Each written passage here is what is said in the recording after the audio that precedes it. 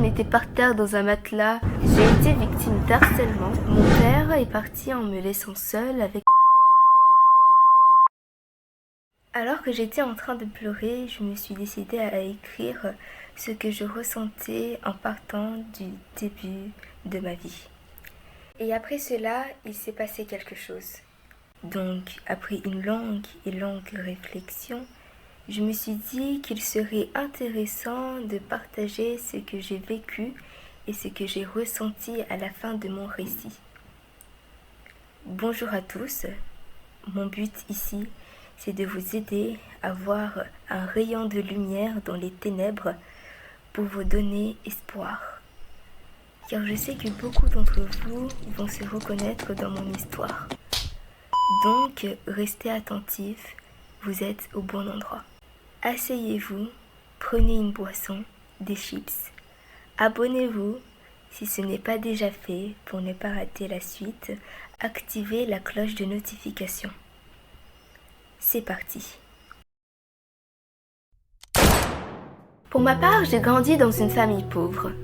Étant dans un pays pauvre, à 5 ans, mon père est parti en me laissant seule avec ma mère. Il est parti en France avec mon grand frère de 8 ans. Ainsi, ma mère a tout fait pour subvenir à mes besoins en faisant ce qu'elle pouvait. Elle m'amenait tous les jours à l'école et venait me chercher tard le soir. Je me rappelle que je restais toute seule dans la nuit, sur une pierre à l'attendre. Mais je savais toujours qu'elle allait venir. En venant en France, j'avais 8 ans.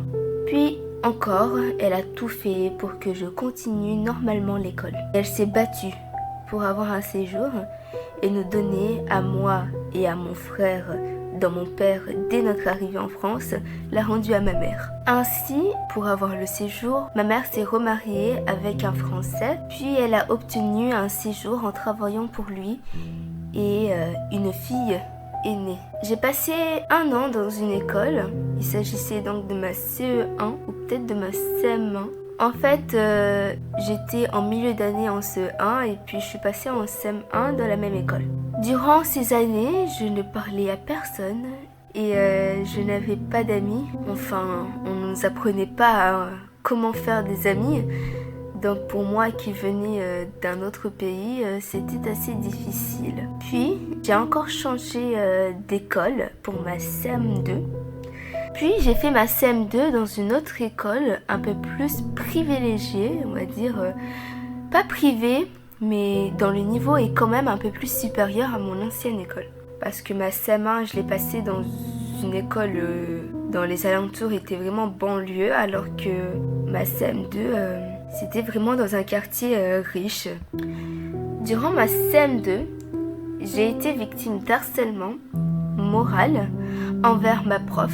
Une femme qui m'a traumatisée par ses mots et dont je n'oublierai et ne pardonnerai jamais, vu que mes 18 ans, je ne sais toujours pas pour quelle raison elle agissait de cette manière. Car en effet, j'étais une élève pas du tout bavarde en classe, j'étais une élève qui travaillait très bien, qui avait de bons résultats, mais malheureusement je ne parlais pas avec les autres. Mais pour moi, tant que je faisais ce qu'il fallait faire, tout allait bien. Le traumatisme ne s'arrête pas à l'école. À la maison, mon beau-père manquait de respect envers mon frère, ma mère et moi-même. À l'âge de 9 ans, je devais être responsable, être mature. J'essayais de poser le moins de problèmes possible à ma mère, car j'avais conscience qu'elle travaillait dur. Je retenais donc mes larmes. Alors tous les jours, en entrant chez moi, je devais cacher tout au fond de mon cœur tout ce qui me dérangeait à l'école, tous les embêtements que je subissais, l'harcèlement, etc.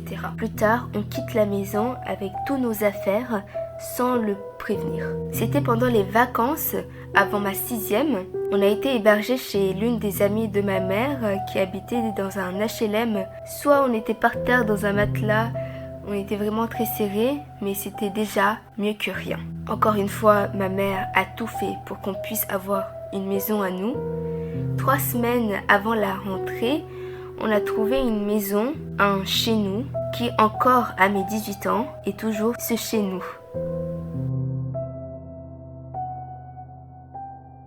C'est tout pour aujourd'hui. Que pensez-vous qu'il va arriver dans la suite? Je vous attends dans les commentaires.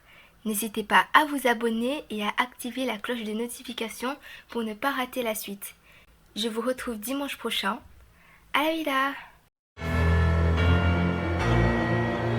青春